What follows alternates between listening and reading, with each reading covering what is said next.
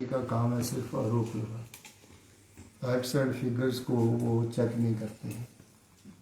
जो पराला की मंडी है या टूटू की मंडी है, जो हमारी शॉप्स बनी थी, उन शॉप्स की अलॉटमेंट के लिए एक बाकायदा प्रोसीजर जो है अडॉप्ट किया गया, क्योंकि ये जो हमारी शॉप्स होती हैं ये पूरा साल नहीं चलती हैं। जिस सीजन की शॉप्स, ये शॉप्स जो है वो अपने दिल्ली की कनॉट प्लेस की शॉप्स नहीं है कि वो सारा साल चलती है। ये सीजनल काम है, सीजनल शॉप्स हैं। जब सेब आता है या या बड़े फ्रूट्स आते हैं तब ये चलती हैं। उसके बाद जो है वो सारी मंडियाँ जो हैं वो लगभग 7-8 महीने तो वैसे ही खाली रहती हैं। या थोड़ा बहुत अगर कोई आता है तो लहसुन आता है नीचे सोलन वगैरह में, या अदरक आता है। तो इस प्रकार की जो आती है सीज़न में ही चलती है मंडियाँ, सीज़न के बाद मंडियाँ नहीं चलती। ये अर्बन एरियाज़ की मंडियाँ ये रेगुलर चल। अब जो हमारे पास मंडियाँ हैं जिसका ये हमने जो है वो टेंडर से इन्वाइट किए थे अलॉटमेंट्स के चाहिए, तो ये सिर्फ पराना में 34 दुकानें थी, शुलारू में 28 और टूटू में जो है वो हमारी 8 दुकानें। और इनको हमने ऑक्शन किया और ऑक्शन करके जिन जिन लोगों ने उसमें अप्लाई किया, क्योंकि जो हमारी पॉलिसी है 2021 की अमेंडमेंट्स तो यह पॉलिसी 2021 की, उसमें इसका जो डिस्ट्रीब्यूशन है ये किसानों के लिए हम जो है वो 25 दुकानें देंगे 25%, और जो आड़ती लोग हैं जो काम करते हैं उनके लिए 50%, और जो सेल्फ हेल्प ग्रुप हैं, कोऑपरेटिव सोसाइटीज़ हैं या नाला हमारे समूह हैं उनके लिए हम 10%, और SC OBC ST इनके लिए 15%। ये जो फार्मूला जो 2021 में अपनाया उसी के आधार के ऊपर इनका आवंटन किया गया। और जिन लोगों ने समाज के ऊपर अप्लाई किया उनके सारे कागज जो थे उनकी छानबीन की गई, और कुछ जो थे जिनमें कुछ कमियां पाई गई उनको जो है वो उसको हमने रिजेक्ट किया। और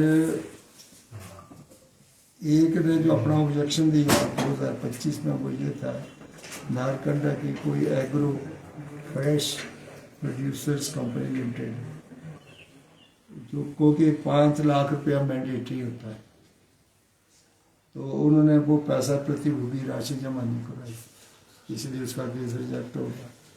दूसरा जो था, दूसरे की शिकायत है रोहित कुमार की, इसकी जो है वो आवेदक द्वारा अपेक्षित श्रेणी का प्रमाण पत्र जमा नहीं करवाया गया, इसलिए उसकी रिजेक्शन हुई।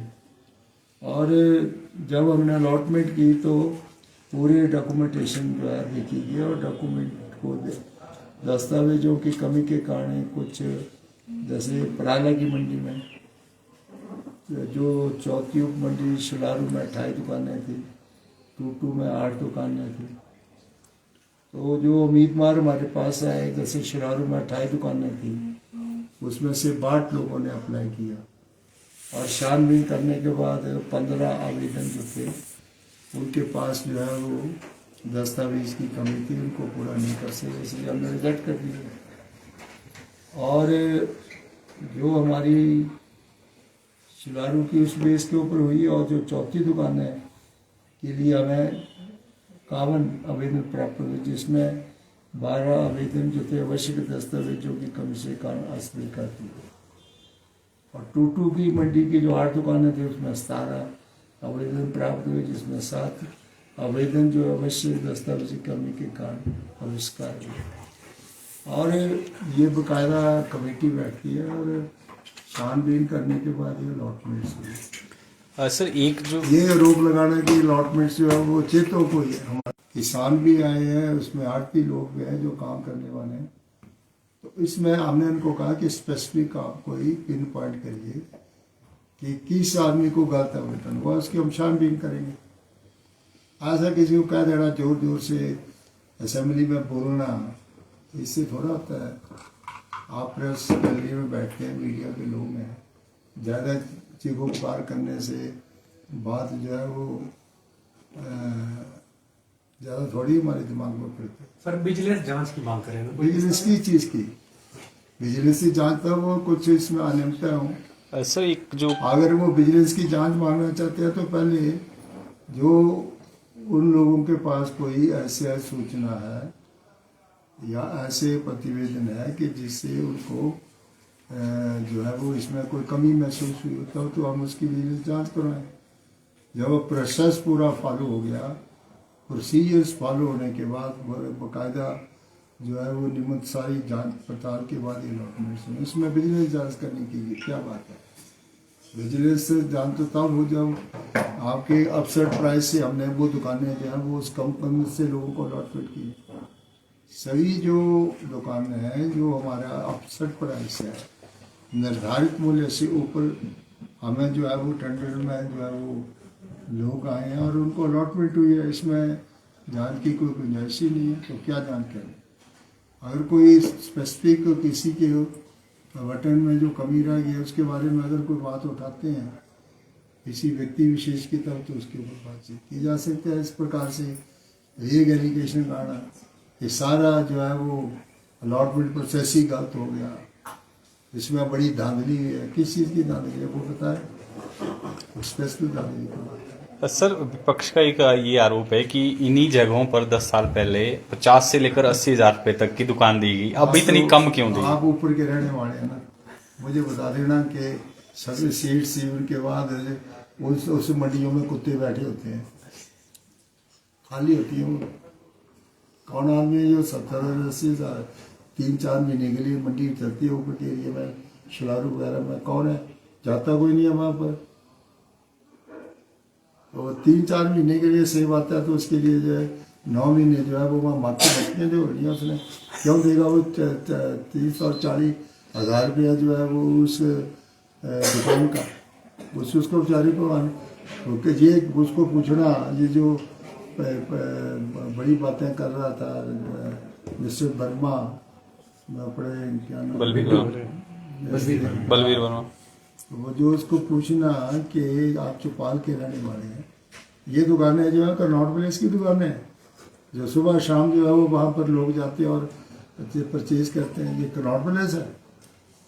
अगर शिमले की कोई दुकान की बात करें तो मैं मान लूँ।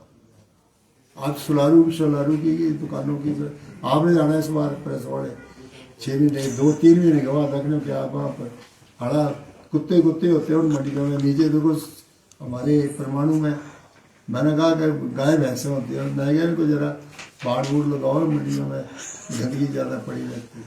ऐसे बड़ी बेतुकी बातें करनी जहाँ असेंबली में बैठ के बड़ी ऊंची बातें करनी।